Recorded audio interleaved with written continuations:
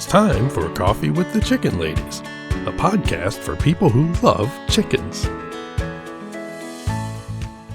Hey everybody and welcome. It's Chrisie&Holly from Coffee with the Chicken Ladies. We're here and this is episode number 24 of our podcast where we talk about everything chicken, family, fun, and more chickens. More chickens. We drink a ton of coffee. I'm talking a ton. But most importantly, we hug chickens every day. Every day and kiss them too. Don't forget to hug your chicken. We brew coffee from a little coffee house here in Bel Air, Maryland. Coffee. Holly Ann, what kind of coffee are we brewing today? Delicious salted caramel. Ooh, one of my faves. I love it. If you're a fan of delicious coffee and awesome scones, cookies, and all types of baked goods, and you're local, head on over to Coffee. You will not be disappointed. And now we're off of Mother's Day. Yeah. I gotta wait a whole nother year for this day. Every day's supposed to be Mother's Day, isn't it? Not in my house. Okay. Mother's Day means mothers do all the work. That's why I like Mother's Day, because then I can say, can you do this? It's Mother's Day, and they just have no problem. Yeah, I don't have that. But I did get them to make me breakfast, which was very good. And we had a good day. So what did the chickens buy you for Mother's Day? Lumber so I can build another coop. Yay! I mean, between all of our work with the podcast and all of our other stuff that we work on, the chicken coop, we're so busy. We're very busy, yeah. We're busy women. Yes, very. But I really do want to build another coop. Yeah, and Joe's going to be, I've said this before, but Joe said he's going to build me a coop, and we're going to have to get on that, that's for sure. And being busy like this is great. Busy podcast stuff makes me happy. It's fantastic. Best job in the world. It really is. I mean, all the work that we do on this is so worth it with all of our awesome fans out there and listeners. Yeah, and both being fully vaccinated now, we're going to take some calculated risks and do a couple field trips for some upcoming topics. We have some great stuff coming up. We're so excited to bring it to everybody. Yeah. This is where I want to just take a second to ask everybody. If you love this podcast and if you're enjoying it, can you go over to Apple Podcast and just leave us a written review? Please. It really, really helps us grow. It helps us so much. And we love to read every single one of them. And we love our listeners. We really do. So yeah, we've been busy. But the chickens take a lot of work. I wouldn't have it any other way. Oh, yeah. So we're working on the other run, which is a lot of work. Mm-hmm. And Joe has to tell me all the time, this is a lot of work for your chickens. Well, it is a lot of work. But it's worth it. At least you only have chickens. We've had to get all the llamas and alpacas and the sheep shorn. Yeah. And it's a really happy day when that's finished each year. Oh, yeah. Well, I have the boys, the Cavalier King Charles. That's another type of shearing, isn't it? Yep. Yep. Yeah, you're not going to do anything with their wool, but yeah. No. I mean, when you get done, the 3 dogs, it's like 5 dogs of hair just laying there. Yeah. Once the shearing is over for the year, I really have the spinning and knitting itch. Oh, yeah. Which right now, being so busy, it's hard to do. Yeah. And I recently found out that our amazing international correspondent, Fiona, is a knitter. Oh, yeah, we did find that out. Yeah, so I'm going to have to send her some nice handspun from probably the Hog Island girls. Yeah, she's going to love that. I just gave it away. Surprises. The cat's out of the bag. Yeah, definitely. She's going to love to knit with that wool. Yes. And that's the other thing that not everybody knows is that you have wool and you sell it. I do. I sell it on my Etsy shop. Yeah, that's Baltimore awesome. Wool Company. Yep. So I do have a blog. I will say it's a very sadly neglected blog. Because everything we pour into this right here it is chickens right now. But Baltimore Wool Company is my blog, and my Etsy shop is the Baltimore Wool Company. Yeah. And yeah, if you're interested in wool from llamas, alpacas, or some rare breed sheep, go check it out. Shameless plug. I've been doing it. It's our show. We can give ourselves a shameless plug if we want to. Oh, yeah, of course. So before we go any further and move on, let me take a minute to tell you about Iowa Blue Farm. It's a woman-owned, family-run, all-natural chicken treat company in the Midwest. And they make 100% all-American oven-dried black soldier fly grubs for all types of poultry. Emus. Chickens. Ducks. Turkeys. Quail. Guineas. Peacocks. Don't use the peacocks. That's still mine. your peacock. Doves. Pheasants. Pigeons. Oh. I won that time. This treat is very high in calcium and protein and great for this time of the year. If you want to go over to iowabluefarm.com and you're a first-time buyer, the word coffee, all caps 25, to receive 25% off site-wide. And that is a great deal. Give it a try. It's 25% good stuff. off. They love it. They come running for that blue bag. They're baked with love. Shipped with care. And shipping is always free. Now we can talk about Scottish things. Da-da-da-da-da-da! Yeah! Breed. Spotlight. Woo! So this week, we're going to talk about the Scots Dumpy. Okay, you're trying to kill me with these chicken names. Scots Dumpy. Yes, you've heard us correctly. It's the Scots Dumpy. The Scots Dumpy is a very, very old breed of chicken native to Scotland. I was going to ask, where does everybody think this Or is Scots the Dumpy, Dumpy is from? But you gave it away. According to the Scots Dumpy Club website, there is historical and archaeological evidence that they existed at least 700 years ago, possibly longer. Okay, so that's a long time. That's a very old breed of chicken. I did not see anything that indicated they had been brought to Scotland on the chicken superhighway with the Romans. By the Romans? Yeah. So the Romans didn't really have anything to do with Scots I don't Dumpy. think so. I don't think so. Okay, that's number one chicken out of like all the ones we've done. Right. The most distinguishing feature of the Dumpy is their short legs. Okay, yes. I mean, they're very, very short legs. I want to Like see a short-legged chicken in person. Shorter than the Faverolles and the Dorkings. Okay, they make the Faverolles look like they'd be on a basketball team. So according to British poultry standards, the Dumpies, also sometimes called creepies. Okay, that's even creepier. The Dumpies are a large fowl whose short leg give them a sort of swimming or waddling look when they walk or run. Kind of reminds you of a duck. Yeah. They have a single medium-sized comb and wattles. They have red earlobes. They come in a range of colors, and the standardized colors are white, black, and cuckoo. And I think the cuckoo may be the most common. Okay, now, these are some very short chickens. Oh, no, they're extremely short. And the short legs are tied to a semi-lethal gene. Right. Which means that if the offspring get one copy of the gene, the heterozygous, the chick will produce the short legs. If the chick gets two copies of the gene, which is homozygous, that leads to in-shell embryo death. Oh, that's not good. Yeah, Japanese bantams actually have a similar gene tied to the short legs. And I'm not going to get into this in great detail because it's complicated. Yeah, let's it's not. Spelling out a DNA chart. Yeah. But long story short, the short legs are what are recognized in the standard. Okay. When you breed them together, you get some short legs, you get some long legs. The long legs are not show quality, but, good pets. The long legs we can call Michael Jordan. Because they're like the Michael Jordan of the Scots Dumpy. They're Michael Jordan, but it's considered a breed fault. So you cannot show Michael Jordan the Scots Dumpy. Oh, man, I'd be like, look, I got myself a tall Scots Dumpy. That is, like, rare. I'd be showing them everywhere. I think it's like 25% of the time. If I got a tall Scots Dumpy, I would be showing that chicken everywhere. Scots Longie. I would be showing them everywhere. Okay.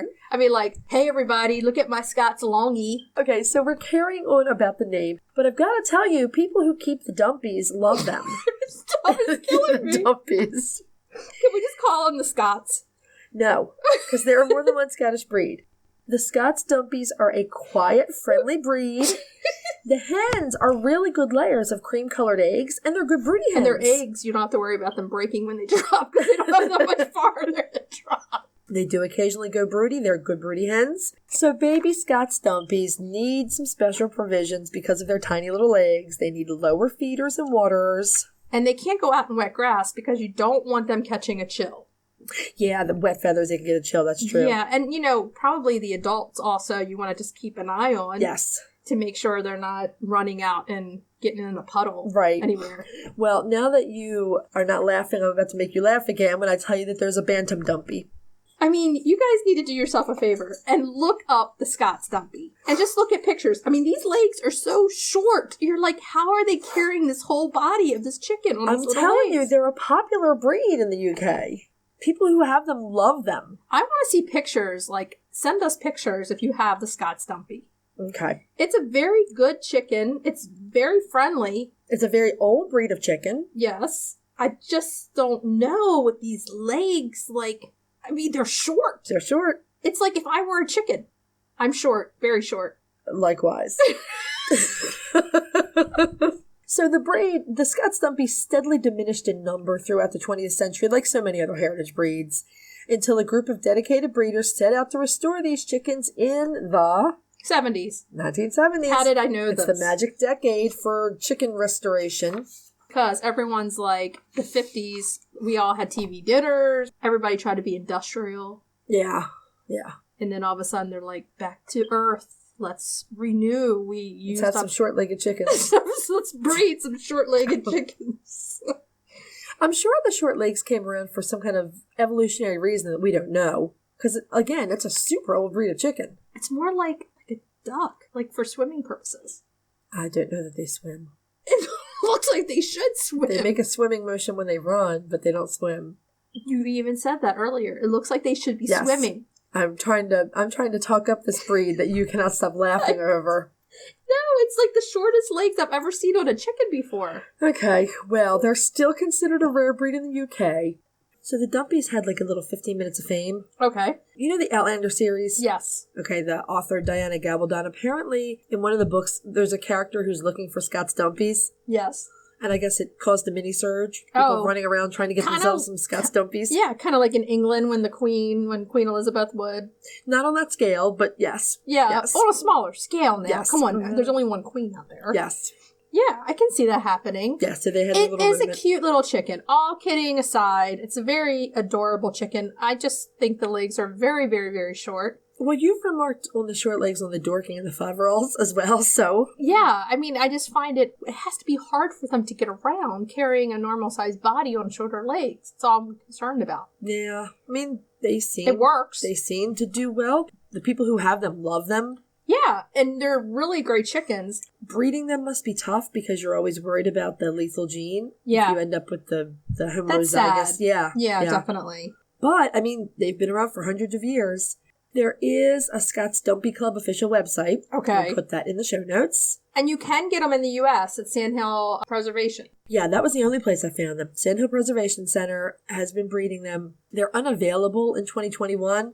I guess the breeding numbers are down. Right. But keep an eye on their website, see if they manage to get some numbers up if you want any of these chicks. Yeah, and they are beautiful with the cuckoo patterns and all of those. They're really pretty, and the roosters are really cool looking. We were looking at a solid black one that was beautiful. Yeah, they're really beautiful.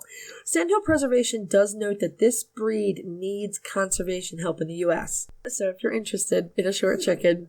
This is the way to go. Yeah, there you go. I mean, I'm a short person, so, I mean, I'm 5'1", I'm short. I'm 5'4". You're short, too. I'm short. But I'm shorter than you. You are. So I can relate with this chicken. It needs help if anybody who wants to adopt one. If you have one out there, send us a picture or a video. I would love it. Yeah, we were trying to find video just to see what it looks like when they run. It's described as this sort of swimming motion. Yeah. And we found a few videos where they were pecking around, but we didn't find any of them running or anything. It's a really cool chicken. It's interesting to me that a chicken that's this much of a challenge to breed has been around for so many hundreds of years. 700 years? At least. Yeah, so they have staying power. Yeah. And if you have one, send us pictures. We would love to see it. Yeah. That would be amazing. Yes. So speaking of Scottish things, I think we should go across the pond and have coffee with Fiona. Yeah. Yeah. See, I'm getting in that now. So how are you doing, Fiona? Well, I was a little bit worried where you introduced me talking about the Scots Dumpy because, let's face it, you could describe me as a Scots Dumpy. Don't say that. Oh, no. It's because you have short legs. I have very short legs, too. I'm short. You're an Italian. Well, I'm an Italian Dumpy. I'm the Irish Dumpy, so. Well, I grew up in Scotland as well, so technically. Yes. But the Scots Dumpy, we just said all kinds of amazing things about them. Yeah, we love them. Yeah, I know 1 or 2 people have got them and they sound absolutely amazing. They love them. They're real little characters. And they're supposed to be super sweet.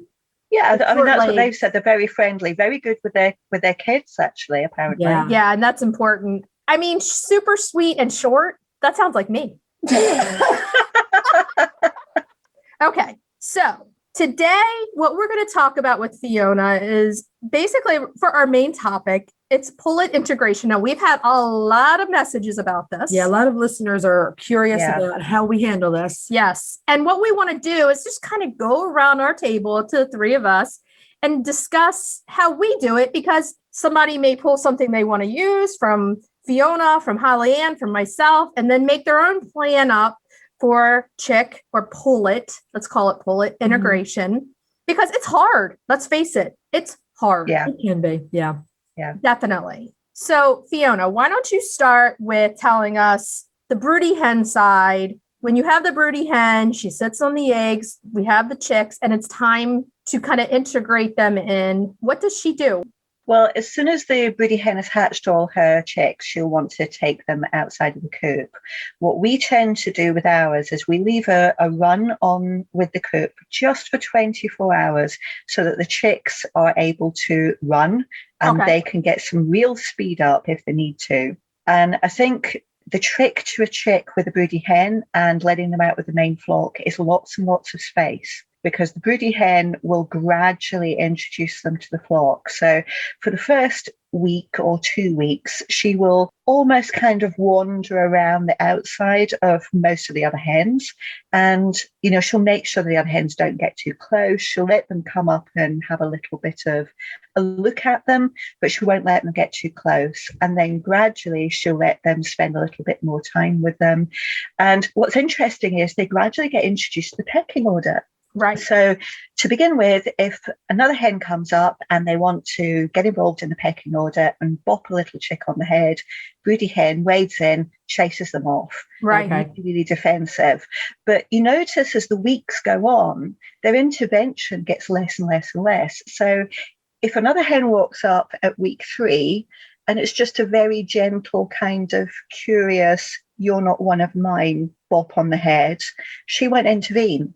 But if it's a hen coming up and it's a bit more, you know, enthusiastic, bop on the head, she'll chase them off. And that goes on till roughly about week 6, where quite frankly, the chicks are big enough and broody hen is thinking about going back to the flock. So they have to look after themselves, quite frankly, at that point. She's very, very happy for them to know their place in hierarchy. It's really about the young pullet, the young chick, understanding their place in hierarchy, because older senior hens have got their place established they're not going to give up a place. They're going to want those newbies at the bottom. Right. I have a question. In the very beginning, when the chicks are very small, how much time are they going to be spending under the broody hen to stay warm? So, you know, here in the States, you get a 1-day-old chick, you have a brooder. We keep that heat source on 24 hours, no matter what, to keep them warm enough at least 85 to 90, correct, Holly Ann, for the beginning? Generally about 90 that first week. Yeah. So does the broody hen, do they go under the broody hen a lot while they're outside? They do, but it's kind of a bit of how long's a bit of string. So it depends on the outside temperatures, and it depends on the wind speed as well, the wind chill factor. So you can find that the first week in a normal UK spring day, which may be, well, I would say 15 degrees, but we're not getting that at the moment. It's really cold over here right now. But if it's, say, 15, 16 degrees, I would expect that first week, maybe once an hour, she'll sit down for 10 minutes and have the chicks under her, and then she'll wander around a little bit more, and then she'll sit down on the chicks again. And that will keep them warm enough to go out, get their food and water, come back. Yeah, I mean, what I find with the broody hens is that once those doors open in the moment, once they're allowed out, they're out all day. Okay. Unless it actually comes down with heavy rain. Even if it's raining lightly, she will stay outside and take chicks under her, and she will sit in the rain with the chicks underneath her. Yeah. And the chicks will be perfectly okay. But if it's really heavy rain, she'll go back into the coop. But if it's not heavily raining, she's out all day. Right. We might find in the first week that all the other chickens will be out till maybe 8 p.m, given the light at the moment. But she will go in at 4 or 5 p.m. So she'll go in an awful lot earlier and get herself settled with the chicks. As soon as the afternoon temperatures plummet, she will go in. But for the majority of the day, she's out and about. It's not a problem.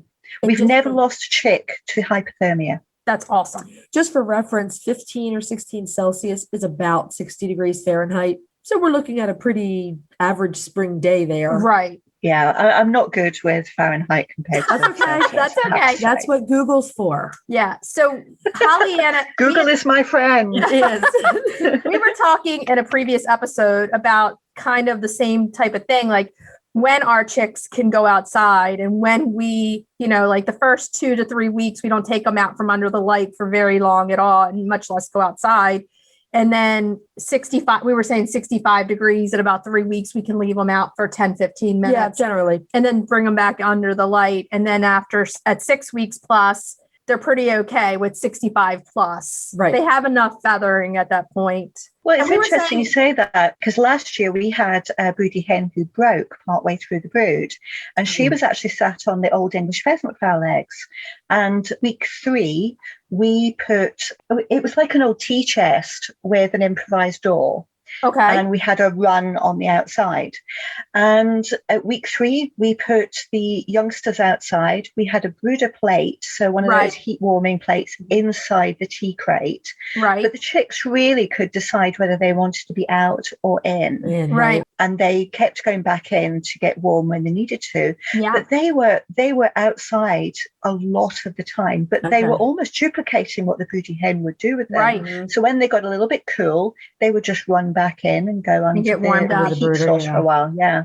But Yeah. they were pretty sensible about it. I mean, we didn't have any problems. So with one that. thing I've learned over the years, the very first thing I learned about chickens is how instinctual and how smart they are. Because the first year I Very had much so. chickens, I'm like, how am I going to tell these chickens to go in at night? And I sat there the first night the coop was set up, and one by one, I never showed a chicken a thing. They walked up that little Sure. ladder, went in. It's funny you should say that. That's a question I actually get asked an awful lot from first time, from people Yeah. who are just about to get the chickens for the first time. Because for us as long-time chicken keepers, it's one of these things which we just know and we accept. But actually, Right. if somebody keeping chickens for the very first time, how do I tell them where to go? How are they going to know where Yeah. they're supposed to sleep? They're How so do they know smart. when it's time to go to bed? They're instinctual. It's bred genetically into them to know these Yeah. things. And it's so fun to sit there and watch. You don't have to really show them much of anything when it comes to that. Yeah. Right. So go with the ahead, sorry. integration with the old English pheasant fowl, we actually had the tea chest and the run in the middle of the chicken field. So Right. the other chickens were walking around the outside. Yes. And at week 6, we took the run away, and the young chicks had access to the entire flock. And Oh. because the other chickens had been around the run this entire time, the youngsters had observed the behavior in the rest of the flock, and they had picked up their bottom of the hierarchy, and we had no integration issues whatsoever. with That's the flock. amazing. Oh, that's perfect.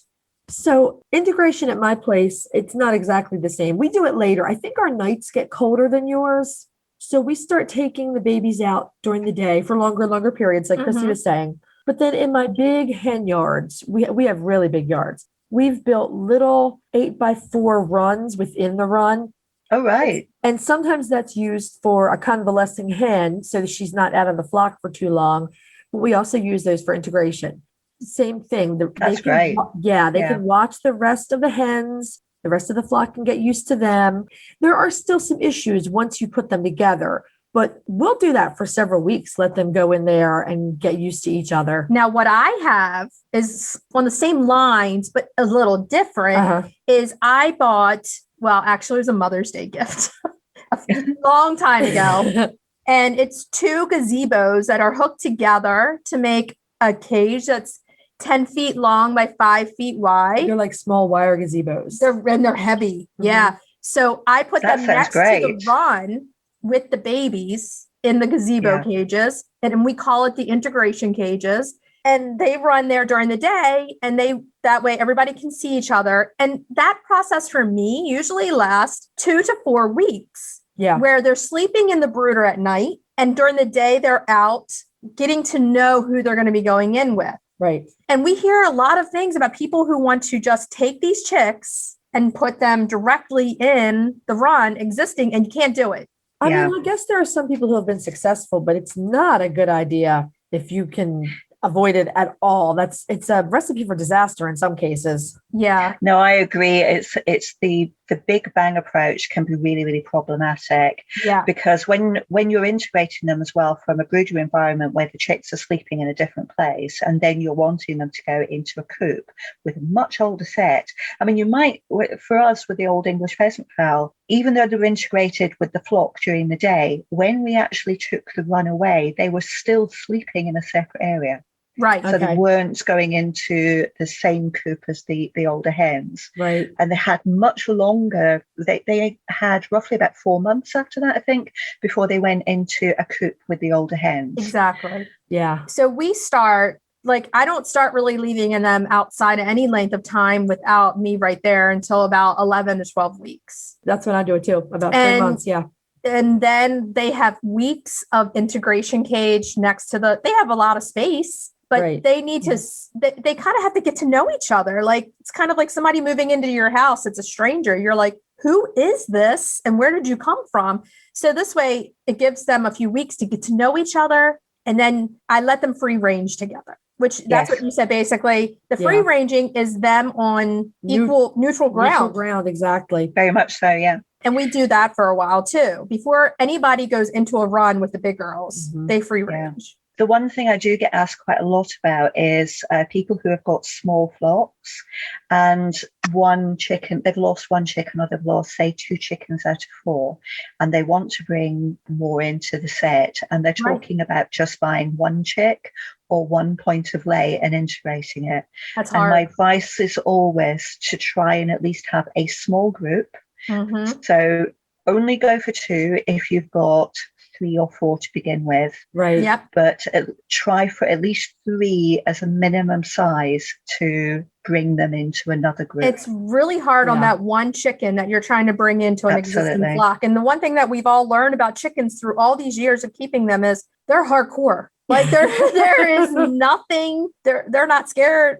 There's nothing kind of like easy about them going. They're like, oh my God, you're new. Oh, and I'm going to come after you right away. So one chicken alone. It's the schoolyard on steroids, isn't it? Oh, yeah, totally. It's like Mean Girls, the movie. As a chicken keeper, the number one tool in your toolbox is patience. Yeah, for integration. Yeah.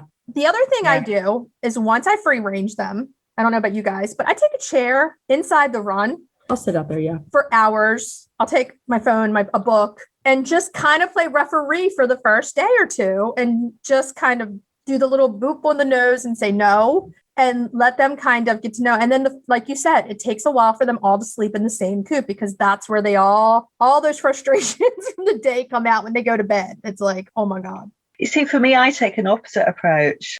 One of the reasons why we have so much room is because I know that any of the chicks that are having trouble can get away and run away, have their own groups, and find somewhere which is hidden from the rest of the flock. But when we were bringing adults in and trying to integrate them, I could not watch them. It was hard. Just awful. Yeah. And I found that if I got involved, it was actually extending the process. Yeah. So I took a slightly different view. Yeah, I feel like for the free range, I stay out of it. Like, I'll sit out there and let them all free range together. But the first day or 2, I feel like I just have to keep an eye on the babies just to make sure. And the reason I wait till 12 weeks is the size factor, because the hens are so big. I don't want to put a super small pullet in there with no chance. I don't think I've integrated anyone fully under 16 weeks.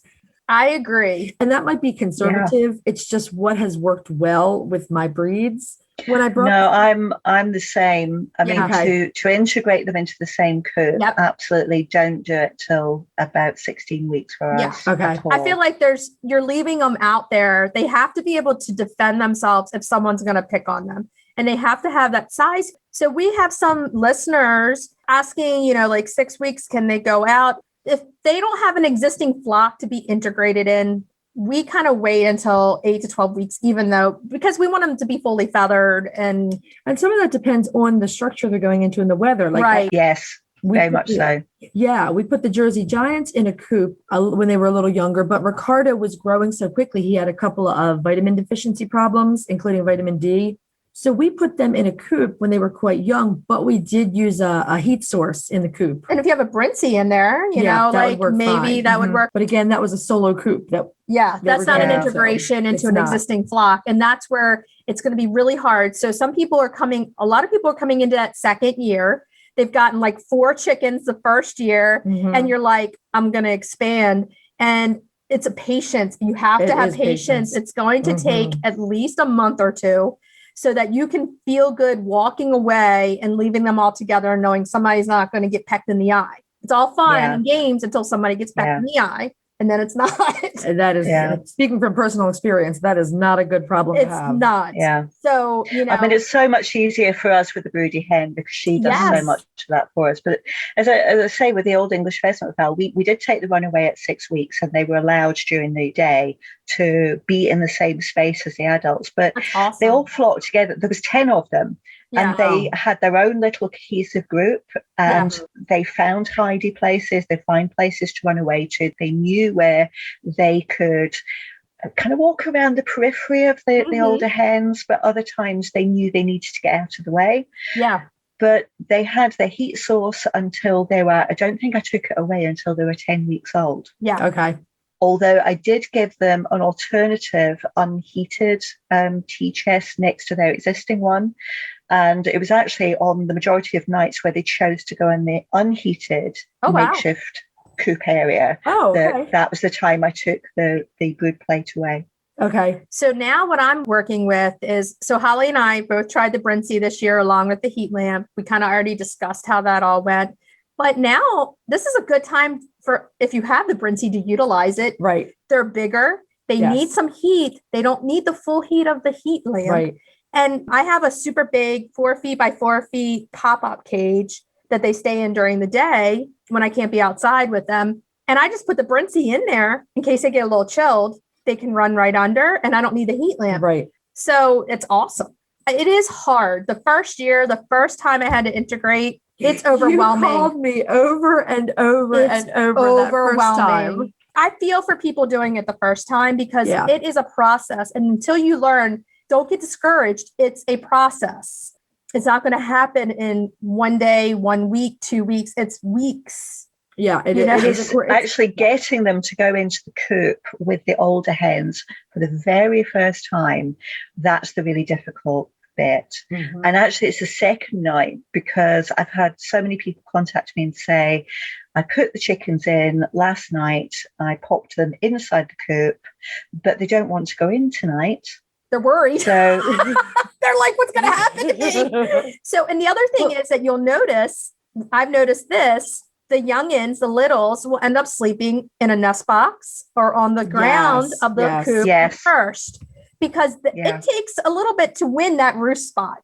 Yeah. So they know they're not even going to try unless you get that chicken that's like, I'm super strong chicken. There's a lot of nest box sleeping. There's a lot of, sometimes I think the nest box would be more comfortable than the roosting bar anyway. It's terribly cute. Do you know, the interesting thing is head chicken in our egg layers coop at the moment is sleeping in the nest box. Really? It's now, it's awesome. The prime spot now. Okay. Thunder is, she has taken that nest box. She's not moving. I don't understand why more of them don't do it. They're like confined. It's comfy. You don't have to be on the roosting bar. Biologically, they want to roost. That's a biological. Yeah, that's another genetic instinctual thing that's in them. It's apart from my Orpingtons. Big fat floopy things who would rather flop on the floor. Yeah. I'm always like, if people are comfy, you're in the shavings, it's comfy. Okay, so everyone out there who's doing this, all of our first timers from last year who are now integrating, just be patient. It will happen. It will take weeks, but it will happen. But free ranging together is a great tool and a barrier. You know, if you're going to have them in a run together, a barrier so they can check each other out with protection. Take some chicken wire. It's very simple to do. Yeah, chicken wire works just fine in that circumstance. And I've done this before. Take a corner and just tie chicken wire and give them a corner. Yeah. Now I have gone back, and then one of the hens has like flown over the chicken coop or chicken wire, and she's just looking at them like, "What are you doing?" But there's always one.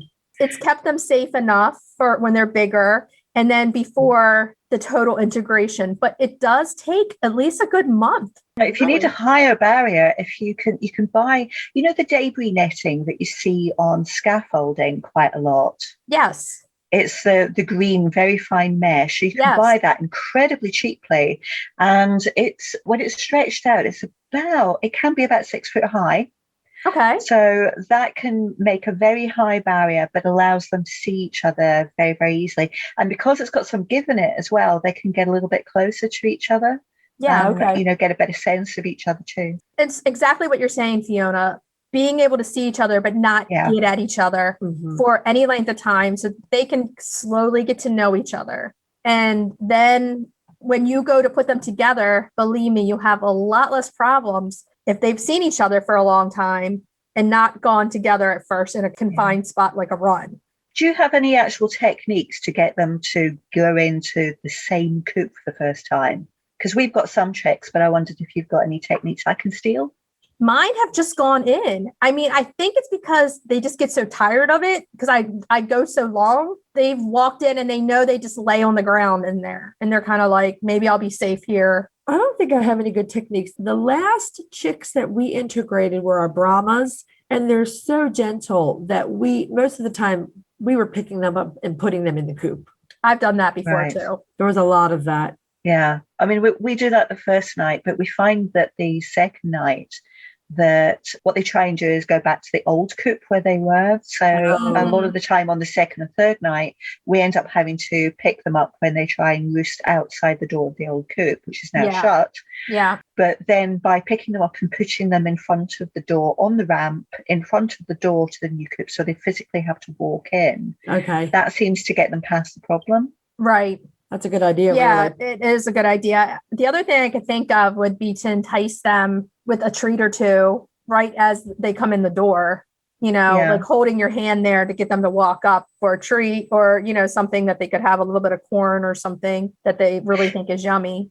Just out of curiosity, so in your experience with the multiple breeds, do you find it more difficult to integrate multiple breeds than one breed? Because with our Orpingtons, never really an issue. The Orpingtons come together quite easily, but there are egg-layers, so the Morans, the cream-laid bars, and the Old English pheasant fowl. It's always been a little bit more difficult. And I don't know whether that's because it's the different breed characteristics. Some are feistier, some are more laid back. I think if you're integrating a pullet of the breed that you already have, I think there's a common, acceptance of that breed. Versus if you have a different breed coming in, and this is one reason why we talk about Breed Spotlight every week, is you have to find the breed, the personality of the breed that's going to mesh with what you already have if you're getting more chickens. Yeah. So I always wondered whether it was just the Orpingtons being so laid back or whether the it Swedish was... flowers are far more welcoming of other Swedish flowers than they have ever been of other breeds. They definitely have a better tolerance for their own for whatever reason. So we're going to have our work cut out for us this year because we have a mixed flock going into basically mixed flocks. So we both have the salmon Faverolles, the leg bars, the Egyptian Fayumis. Yes, them, a Rhode Island Red, and a speckled Sussex to go into. Mine's going in with 4 lavender Orpingtons and Gertie. Mine is going in with an Easter egger and my 3 Jersey Giant hens. We've been taking them out in the pen that's in the run, and most of the dealings have been harmonious. Esther, who is the biggest Jersey Giant hen, did peck one of the leg bar chicks in the face. Pete kind of intervened there, just gently shooed her away. So was she injured or was she okay? No, she was okay. She was okay. I gave her a good look over. She was fine. I anticipate that it's going to be a bit difficult, but we have an added wrinkle in that situation, and that is that Mary Berry might be Gary Berry. No. That's going to be a stay tuned for that one. Pete refuses to see this. He says that is a hen until I hear her crow. Her comb isn't particularly huge, but it's a little redder than other pullet combs. And there's Waddle. She looks different than Katie T Biscuit. Gary Berry. That's going to be a stay tuned thing. Everyone stay tuned. Well, Waffles at that age. Is it going to be Gary Berry? It could be Paul Hollywood if we're going to stay with the Great British Bake Off theme. I don't know. Like the chicken experience part of my brain is like, you just need to suck it up and realize you probably have a speckled Sussex roux right there. But the other part of my brain will not, I can't face this. I can't. Here's the other thing. She might just be developing a little quicker than the other ones. The comb and the extra waddle generally tell the tale of your hens and roux. They do. Fiona, I can see Fiona. I'm sat here shaking my head. Wattles. If she's got wattles, she's a he. So I will say. So tell Pete I'm very, very, very sorry. I know. I do not want a speckled Sussex rooster. I will have one because we're not going to get rid of him. Hey, we could have speckled Sussex babies with your rooster and Katie T biscuit. Here's the lucky thing is my guy just contributes his soldiers and then I don't have to worry about another clutch of chicks. That's all on you, honey. She can deal with the speckled Sussex clutch there.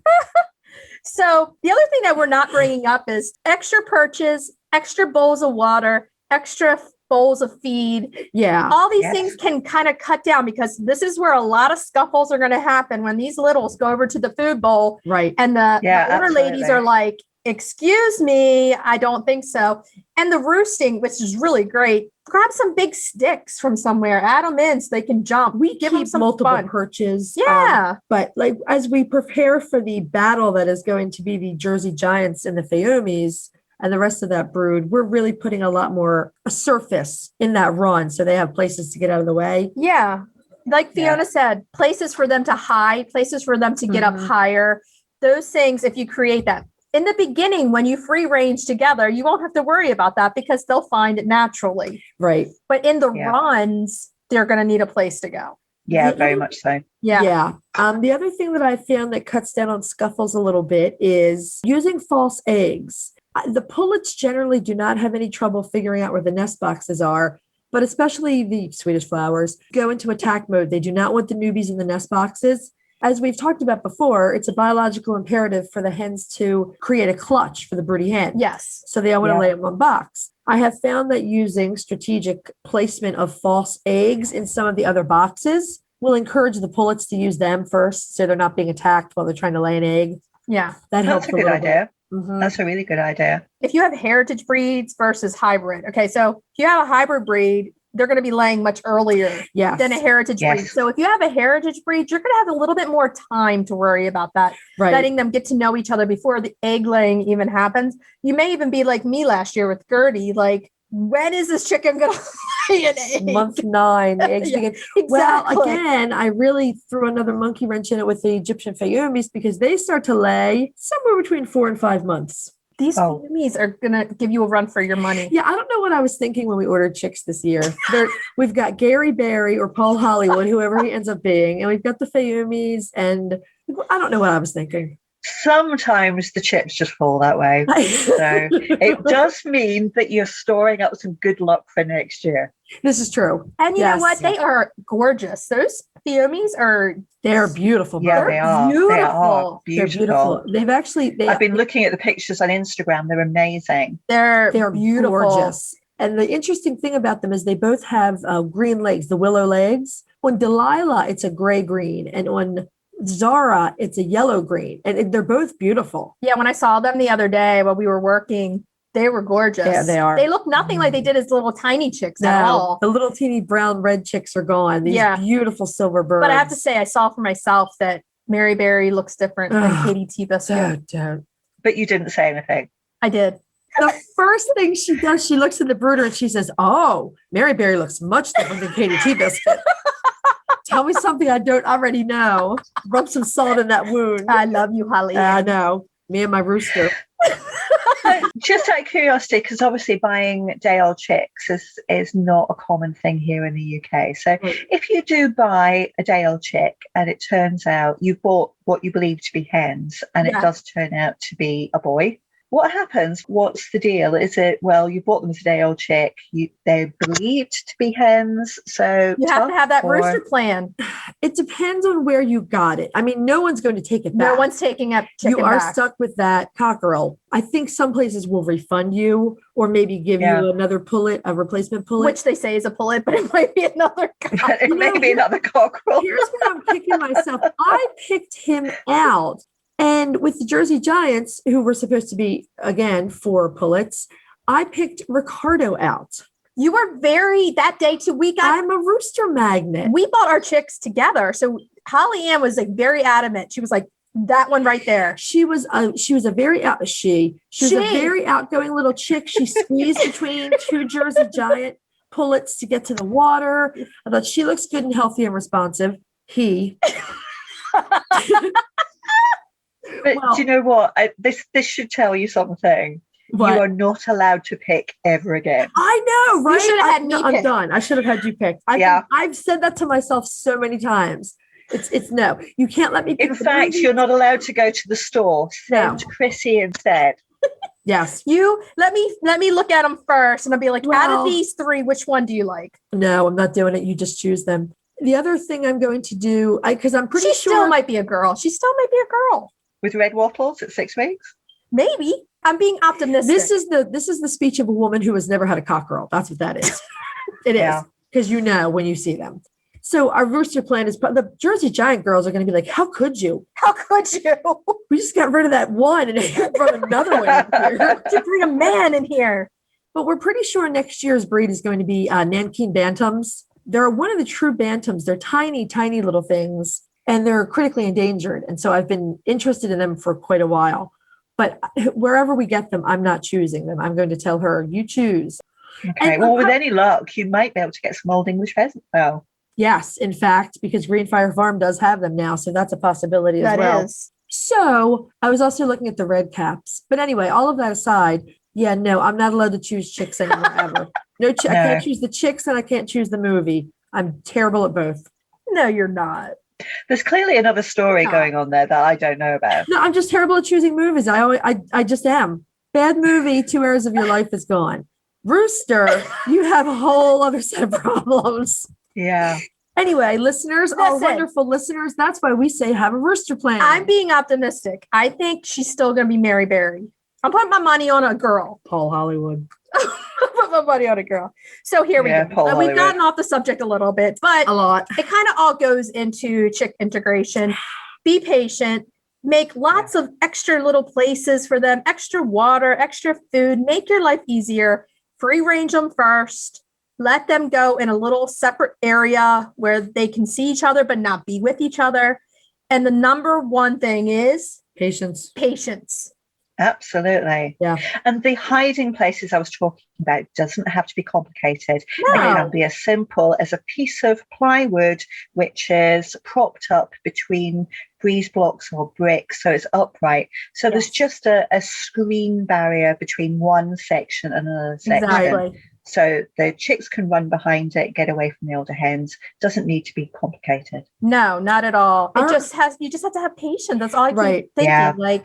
Yeah. It will come. Don't think the first day you're going to take these chicks outside, put them with the hens, and it's all going to go well. That is not what integration is. It takes weeks and weeks and weeks. And at the end, if you take the time and go slow, it will be much easier for you than if you try to rush it. And they have to get over this pecking order establishment. Yes. It's something which they have to go through. Yes. And it's hard as a new chicken owner. It's, you cannot underestimate how difficult that is, can you? No, it really, it takes an emotional toll on you, especially if you start off with, say, your first 4 hens are just sweet and wonderful. And then you're going to think, what in the world have I done? I've just made a mess of the flock dynamic, but it does get better. Sometimes when I get the chicks, you're so about the chicks, and then you look out at your happy flock, right? And this has happened to me almost every time. And you say that you're looking at them and you're like, enjoy the next month and a half. Yes. There's a storm of rumble in here. So enjoy, and they're so peaceful. They're all like grooming each other, and you just look back and you're like, oh, what's going to be in a month and a half? They do work it out. They do work it out. That's the good news. They do get through it. And it's just a very short, painful period where you're looking at them. Don't do that. Leave them alone. Yeah. And then everything's okay. Right. It does get better. It gets bad, then it gets better. And here's the thing. If you pick in the breeds that you pick, If you pick easygoing chicks to go in with easygoing chicks, it's going to be easier. Yeah. If you have, like me, cuckoo Morans in one flock, you're not going to be adding chicks because it's going to be way harder. Yeah, I mean, you'll add Yep. chicks, but it's more of an uphill battle. It's true. Yeah, Personality does matter. it does. It really does. Yeah. That's why the golden retrievers of the chicken world are so popular. I Get know. those Orpingtons. I know. That's my plug. Get those Yeah. Orpingtons. And you know what? They put the cuckoo Morans, they are head of that flock. Cuckoo Morans cannot take over on them. Bubbles and Yeah. Buttercup, the Buff Orpingtons, rule it. And the cuckoo Morans are under them. I really think that is sheer size and seniority combined. But yeah. You say that, but our older Orpingtons are in control of our copper black Morans, but our copper black Morans are in control of our young Orpingtons. Yeah. Okay. I would believe it. Definitely. Because yeah. my two are the originals. The Buff Buttercup and Bubbles are my original chickens. Yeah. And so everyone integrated into them. So they're still number 1 and 2. Mhm. But the cuckoo Morans take it out on the Barred Rocks and my Leghorn, Lucy. So it's like a complicated flock. It is. So good luck to everyone. And we'll leave with this. If anyone has any questions, anything that you want an opinion on with integration, feel free to message us. We are here and we'll try our best to answer your questions. The first time you do it, it can give you some gray hair. And I'm happy to take questions on the YouTube English Country Life account too. Great. So Definitely. drop me a line there. That would be wonderful. So we're probably going to sign off for now, Fiona, but we will see you again in a few weeks. So as we've been advertising for the last few months, once Fiona has a birdie hen, we'll be following her through her whole journey to hatch her chicks, which will probably be around 11 weeks. But once that's finished, Fiona has agreed to come on and be our amazing international correspondent at least once a month. Yay! Permanently. So Yay! Fiona will be joining us at the table once a month. It will be fantastic. And once again, I'm really looking forward to it. I think you're crazy to ask me. I mean, why on earth you want to Hey, talk we're to me crazy, if so you're we need a but third crazy. we need a third crazy. I'm loving it. We are now all friends. It's just been amazing to have met you through all of this. And once a month, it's going to be awesome to all sit at the table via Zoom, of course, and record. Well, you've invited yourself to my house now, so Right? Hey, I am coming to your house when this is all over, She has invited herself. like 20 times. you're more than welcome. As soon Thank as the you. flights Well, thank start you for the coming in, you're more invitation. than welcome. You are both welcome. Thank you. I'm leaving Holly at home. No, I'm just joking. Girl, We will see Fiona next time. we will have a link to Fiona's YouTube channel, English Country Life, And you in know the show what? notes. Check it out. Yeah, check it out. The videos are beautiful. And follow her on Instagram and Twitter at the Floof Lady. Love it. I love it. We'll see you next time. Lovely to talk to you. See you soon. Thanks, Bye. baby. Bye. Okay, so it is time for Cracking the eggs. cracking the eggs. Yeah. Yeah. We're doing a little something different this week for cracking the eggs. Yeah, we don't actually have a recipe. We're going to talk a little bit of food history. This is sort of a tangent that we've been on lately. This is something that both of us were brought up on. And for me, it has a lot of family history. It does. Mm-hmm. And we're going to talk pasta and eggs. Yeah, and we're going to focus on Sicily. And we're going to talk about the hard-boiled egg in sauce, basically. Right, right. So eggs and pasta go together pretty well. Most of us have heard of pasta carbonara. Right. And check out episode 16 for our recipe. Yeah. But there are other ways that eggs and pasta work together. And there are ways that you would not think that it goes together Right. until you actually taste it and you realize, why have I not been eating it this way all along? Right. Now, there's one other variation that we'll probably do a recipe for this eventually, but it's essentially poached eggs and tomato sauce. Right. Another really, really delicious thing. But we're talking specifically about hard-boiled eggs. Okay, so what is easier, especially this time of the year when you have so many eggs and you're trying to integrate them into your breakfast, lunch, dinner, than to have, and this is one of the staples of the American family dinners, is pasta night. Right. You can have a gluten-free pasta, you can have regular pasta, and a nice marinara sauce. the best thing to add to it are hard-boiled eggs. It really is delicious. And so, because both of our mothers were, I'm not even sure where my mom got this. If she got it, like, from the fact that there's such a big, like, Little Italy in Baltimore, and she picked it up there, or whether she just happened upon it. Right. I'll have to ask her that. But I know in your family, it's a tradition, and you have relatives from Sicily. Yes, my grandfather came over from Sicily as a young child, and basically, he fed to my mom growing up, hard-boiled eggs and sauce. Mm-hmm. Now, I've talked a lot about them living on basically an egg farm. Right. With the Rhode Island Reds and everything. So, and there were 4 children, and those times, money was tight. Right. And you have an abundance of eggs. Yeah. So we learned, and you learned from doing some research, that this was a mainstay in Sicily. It was. Also some parts of southern Italy, but definitely on Sicily. Sicily, yeah. So dishes like lasagna and pasta al forno, which is pasta with eggplant. Right. A lot of traditional Sicilian recipes include at least half a dozen hard-boiled eggs. Yes. Sliced, chopped, and thrown in there. Yes, because it's a great source of protein. Yeah. And back in the day, when things were harder, I'm sure things are hard for people now too, but depression and things like that, a lot of big families didn't have money to buy a lot of meat.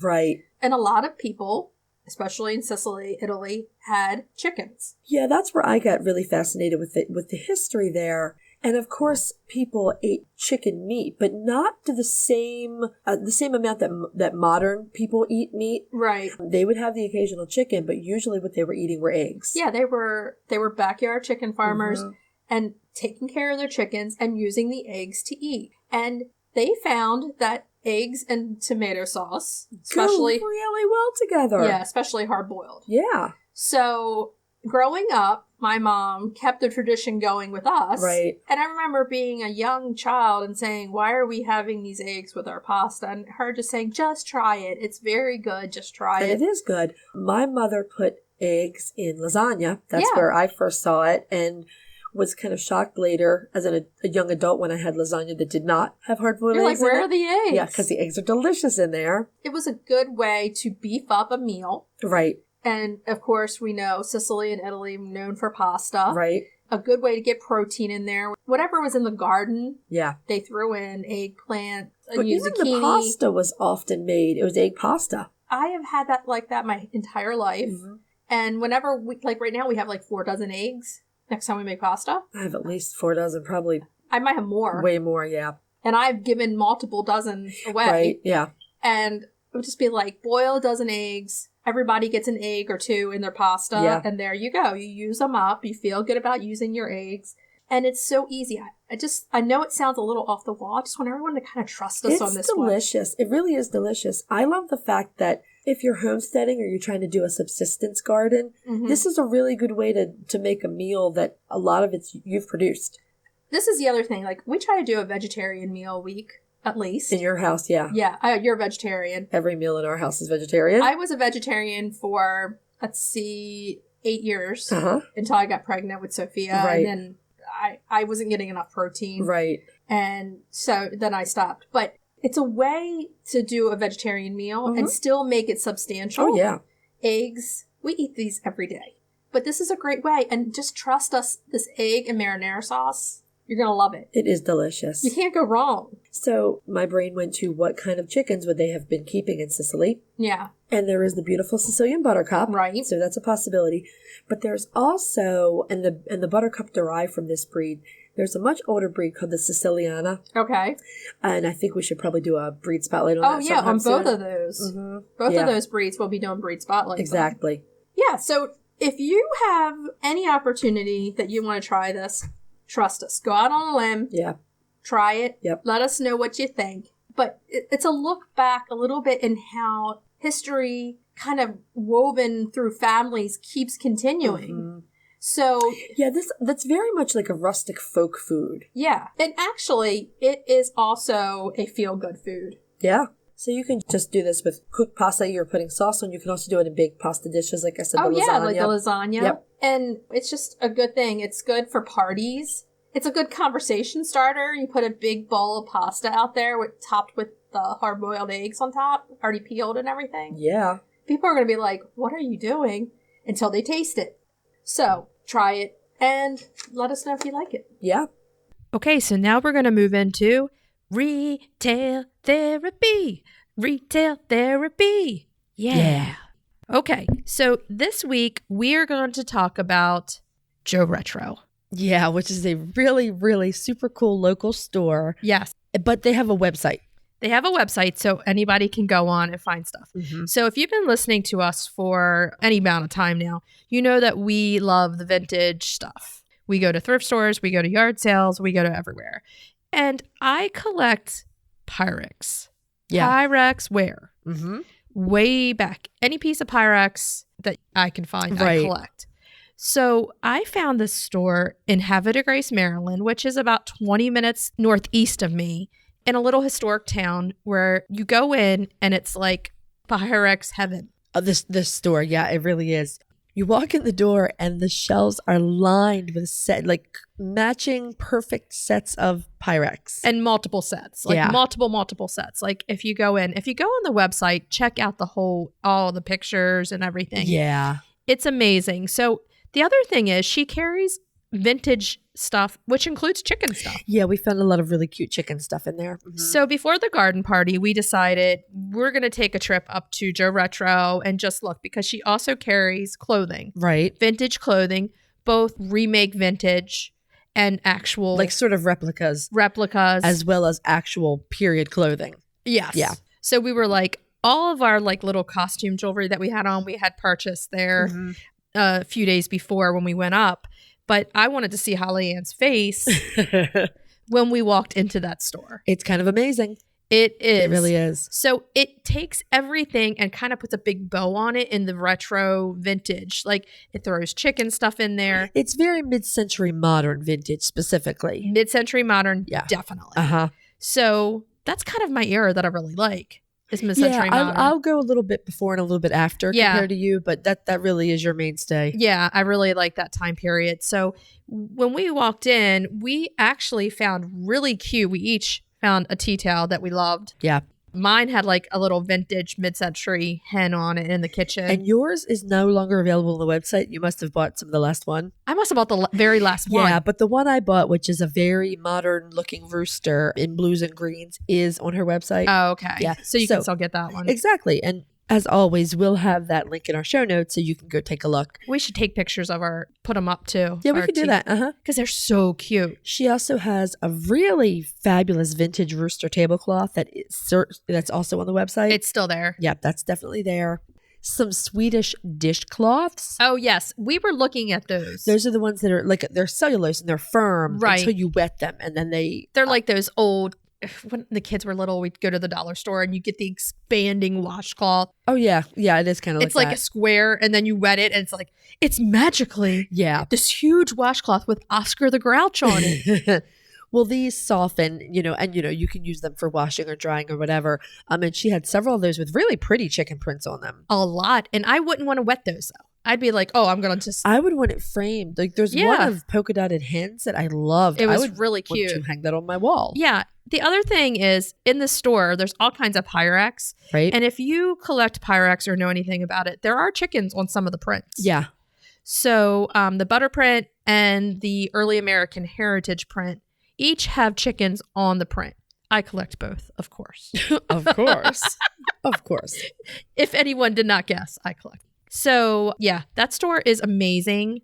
The amount of stuff she has in there. Well, she has cards, like greeting cards, or thank you cards. Some of them will have, say, it's the butter print rooster. Yes. Am I saying that? Okay. Some of them have the butter print rooster. I saw the butter print on coasters. Oh, yeah. I saw it in jewelry. Magnets. Magnets, yeah. Keychains. But she has jewelry made from Pyrex shards. Yes. And some of them do have chickens on them. Can we guess? I own some. Nah. So a lot of times if you see me in pictures, if you see my necklaces, they're old pieces of Pyrex that are broken. Yeah. I love that stuff. They're pretty cool. They really are. Oh, I forgot. She also had some really cute little chicken aprons. They might be on the website also. They might be. I haven't looked at the website in a week or so since we were there, but it's entirely possible. It's like a destination. It really is. It's the neatest store. If you're anywhere near, like in the Mid-Atlantic, it's worth a little day trip if you're like an hour to two away. Well, Havre de Grace is a really cute town anyway. It is cute. I mean, it's on the Susquehanna River. You can walk up and down the town. There's not a ton of stores. There is a cute little tea parlor. There's also that French bakery. The French bakery, the macaroons. And the tea parlor I've been in and had tea. Okay. It's so cute. It looks really cute. And then there's like a city walking path on the Susquehanna. Oh, okay. Right. It's like a boardwalk. Yeah. And you can walk. And then they have this huge playground for the kids to play. And Cool. there's a marina right there. Okay. So it's really cute and some really nice restaurants. Across the street from JoRetro is a wine bar.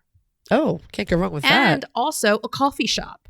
Perfect. So if you're like, if you want a Sunday drive destination and you're an hour or two away, it's worth it to go. When you walk in the store, in your head, you will just be like, oh. It really is a cool store. And it's not a chain. It's an independent. I mean, she's an independent retailer. It's owned by a lady named Jolene. And she basically, when I've spoken with her in the past, I've spoken with her a lot. Of course, because we all know I talk a lot. Really? Nah. And she said that when she was younger, her dad would dumpster dive for stuff and go to yard sales. And he had a thing about Pyrex. So when he passed away, they found so much Pyrex. Really? But then she said basically that she had kind of taken to it as a child with him. Okay. And then she was like, what are we going to do? And then so she's way past selling all the Pyrex off that he had, way, way, way past. Right. She buys and sells. And they actually at the store twice a year have a Pyrex festival. Oh, that's cool. Yeah. So they have a bunch of vendors. They open up their store, which is huge. Right. And then she brings in pastries and everything. Wow. They didn't have it this year because of COVID, which was sad. Yeah. But, and everybody has a chance to be a vendor if you collect Pyrex and then you have extra pieces that you want to sell off. Oh, wow. So she does a lot of that. It's almost like a Pyrex swap meet. It's exactly what it is. Cool. So of course I've gone to that one too. Of course I've never sold.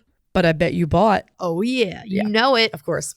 And Sophia bought her first piece at a Pyrex festival. Oh, nice. What did she get? She got, her print that she loves is Blue Horizon. Okay. I don't know which one that is. So it's like a teal. And it's got, because she loves teal, and then it's got like this kind of starburst kind of pattern on it. Oh, I do know that one. That one's pretty. Yeah. Yeah. So that's pretty. what she wants. My mom said something the other day that she had some vintage piece. Oh, a hen on the nest dish. Oh, really? And she said it was from the 40s. Really? And I said, you better bring that over here. Absolutely. She's like, oh, but it might break over here. I'm like, no, bring it over now. Now. She's funny. She is funny. So if you're not local, check out JoRetro. You can purchase at 65 and over, has free shipping. You can purchase right on the website. Cool mid-century. Yeah, I love the rooster tablecloth that she has on there right now. Oh, it's pretty. That one's great. I love it. And if you're local or within an hour or two away, it's worth a little drive so that you can walk in the front door and in your head here. I wasn't sure what to expect. It is really cool. Did that happen in your head when you walked in? Kind of. I think it kind of went blank. I was like, holy moly, this looks like a museum. I know, it's crazy. And the first thing I saw was a stack of 4 in completely mint condition, the gooseberry. I love that print And that's too. one of my favorites. Yeah. It was pink. In the pink. Yes, the pink. I love the pink. I love it. So yeah, once you get into it, and there's like these collector books on her website, which I Reference own. books. Yeah. The reference books. Yep. They're amazing. I'm sure they are. Because you can't find all the information online. Right. And the man, I met the author, he actually did all the research for you and put it in one book. That's perfect. Yeah. So you can get those on the website too. Love reference books like if that. If you're a collector, look it up. Okay. So I think that we should get out of here, basically. Okay. And let everybody know maybe some of what we're talking about next week. I want to try something new. I only want to give a little tidbit of what we're talking about next week. Next week, we are talking about the really fantastic Barred Rock. Yeah. Well, really all the Plymouth Rocks, but the Barred Rock was the first. Yes. So and I know a lot of people have them. Yeah. I have them. Yes. So it's going to be exciting. It was one of our first breeds too, yeah. We're talking about a lot of other stuff too. But we're going to kind of keep that a little quiet. Okay. Chrissy wants to be mysterious. So we're talking about the Barred Rock and then something fun and exciting that you'll hear about. Yes. Right before the episode drops, probably. Yeah. So we'll keep it there and then keep everybody guessing a little. Okay. It's fun though. So until then, what should we tell everybody? Hug your chickens every day and kiss them too. Don't forget We'll talk to you next week. Bye-bye. Bye. If you'd like to see more of us, please follow us on Instagram at Coffee with the Chicken Ladies. If you enjoyed this episode and you'd like to help us grow the podcast, please leave us a review on Apple Podcasts. If you'd like to become a patron of the show so that we can bring you even more high-quality chicken content, please visit our Patreon page, patreon.com/Coffee with the Chicken Ladies. Thanks for listening.